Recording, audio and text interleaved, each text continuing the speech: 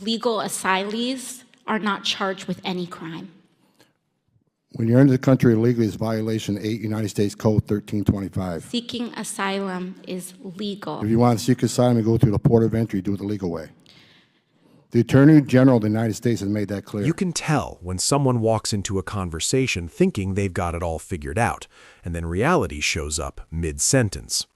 Make sure you like, subscribe, and share, folks, because moments like this say a lot more than headlines ever will.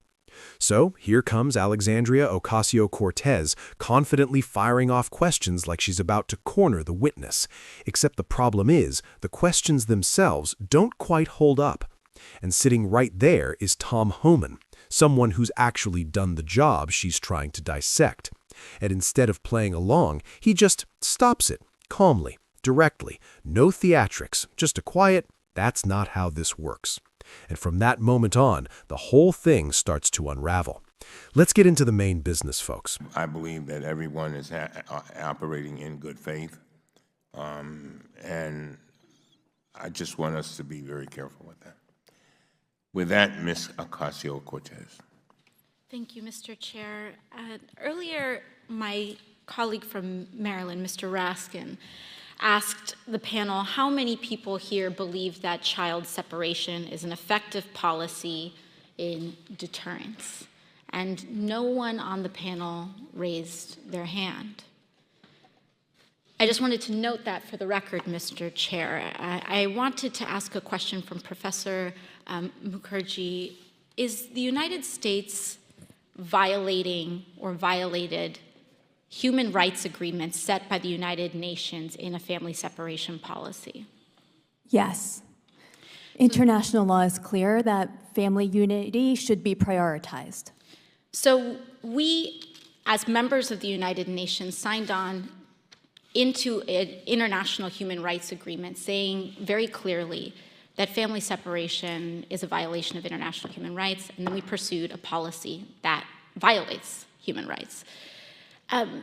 You know, Mr. Chair, I was looking, how did we get to this point?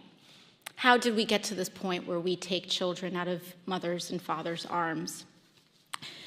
And, you know, it dated back, family separation in the way that we have seen it, where we take children away from their parents without due process, began last year under Secretary Kirstjen Nielsen, but I had to dig further.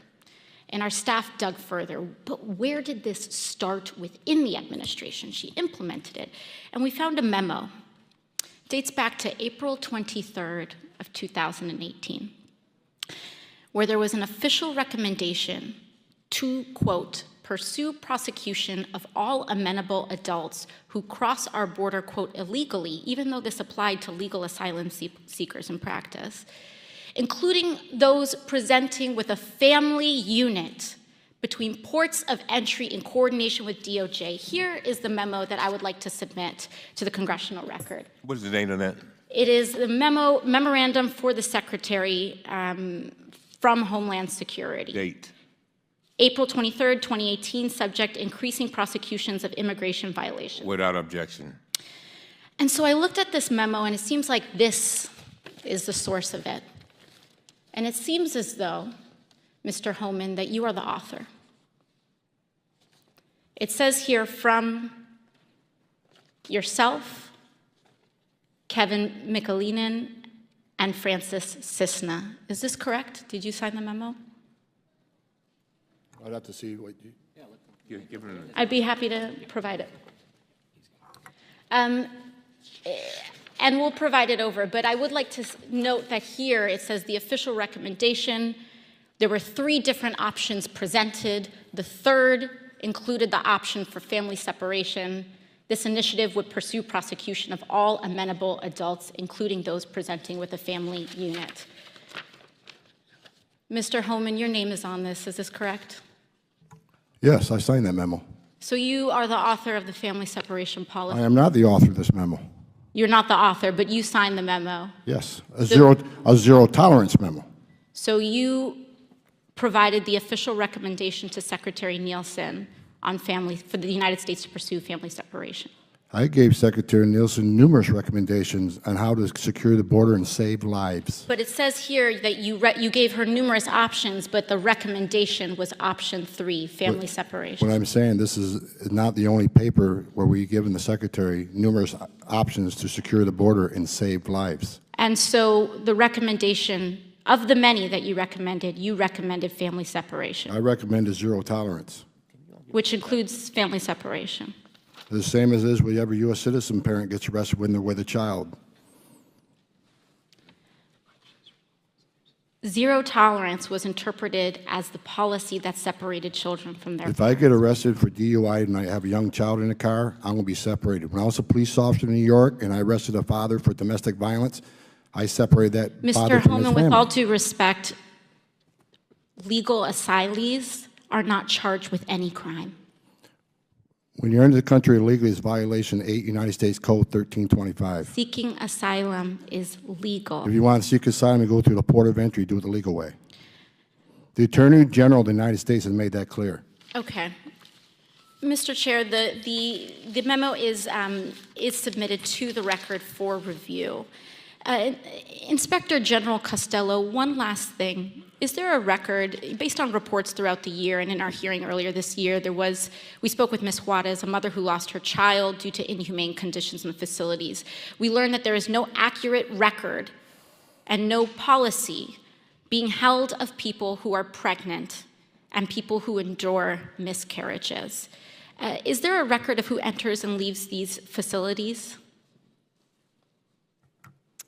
I'm not familiar with the instance you're talking about, but I do believe the facilities keep custody logs and logs, but I'm not familiar with the incident you're talking about. And where would we find those records?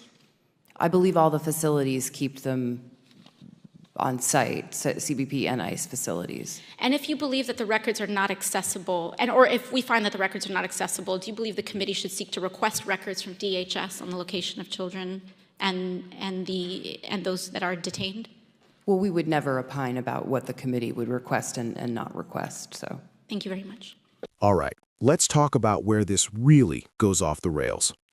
AOC comes in with a very specific angle, trying to frame enforcement actions in a way that sounds compelling on the surface. But the issue is, it's built more on assumption than reality. And that's exactly what Tom Homan zeroes in on.